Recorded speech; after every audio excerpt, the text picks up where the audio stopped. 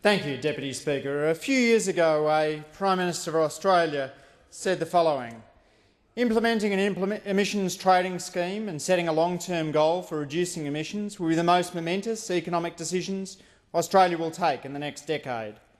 This is a great economic challenge for Australia as well as a great environmental challenge. Significantly reducing emissions will mean higher costs for businesses and households. There's no escaping that, and anyone who pretends otherwise is not a serious participant in this hugely important public policy debate. It will change the entire cost structure of the economy. We must get this right. If we get this wrong, it will do enormous damage to our economy, to jobs and to the economic well-being of ordinary Australians, especially low-income households. And of course, Prime Minister Howard was just reflecting conventional economic wisdom when he said this in 2007. The first emissions trading scheme's blueprints were produced in the 1990s. Deputy Speaker, on the 1st of July 2012, Australia will undergo a significant tax reform. Taxes on polluters will rise, and taxes on all workers earning less than $80,000 a year will fall. In an article in Nature Climate Change, ANU Professor Frank Giotto discusses some of the key features of the carbon pricing regime that Australia will adopt on the 1st of July. Our carbon price will cover around 60% of Australia's greenhouse gas emissions. It'll be a fixed price for the first 3 years, moving to a floating emissions trading scheme in July 2015, with a fixed number of permits sold at auction, international trading allowed and permits bankable. There'll be a floor price starting at $15 a tonne and a ceiling price starting at $20 a tonne above the expected international price. And the policy foresees future linking with the European Union ETS and other schemes, subject to mutually acceptable mitigation commitments and compatible design. Professor Giotto points out that most lower-income households will be overcompensated for the increase in living costs, whereas households in higher income brackets will bear most of the net costs.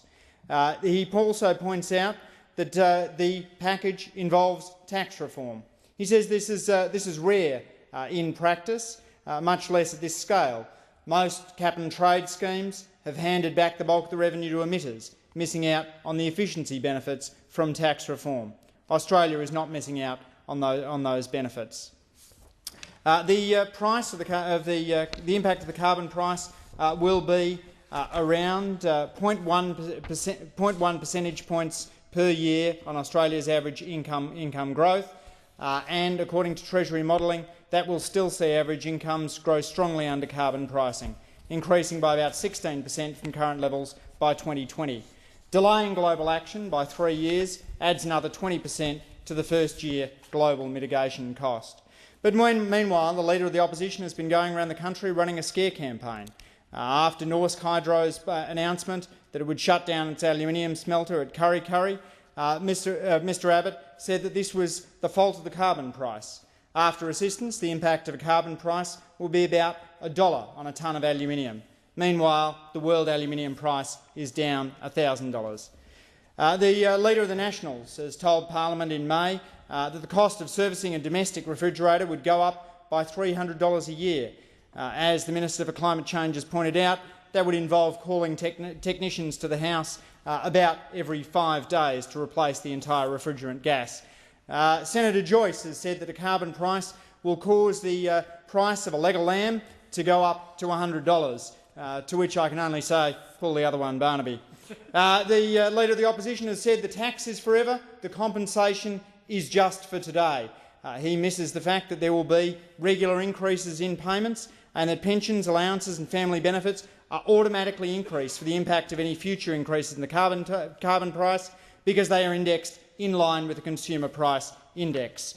The Leader of the Opposition has spent the last 16 months telling businesses they face electricity price rises of 25 to 30%.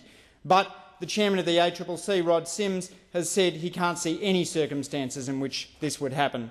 Mr Abbott is saying it's going to be a python squeeze rather than a cobra strike, but as the Minister for Climate Change has pointed out, the only thing Python-esque about this is the Leader of the Opposition's Monty Python-esque hyperbole. He should in fact be more worried about the dead parrot that is their direct action plan. As the member for Wentworth has pointed out on Q&A on the 25th of July, you won't find an economist anywhere that will tell you anything other than that the most efficient and effective way to cut emissions is by putting a price on carbon. Hear, hear.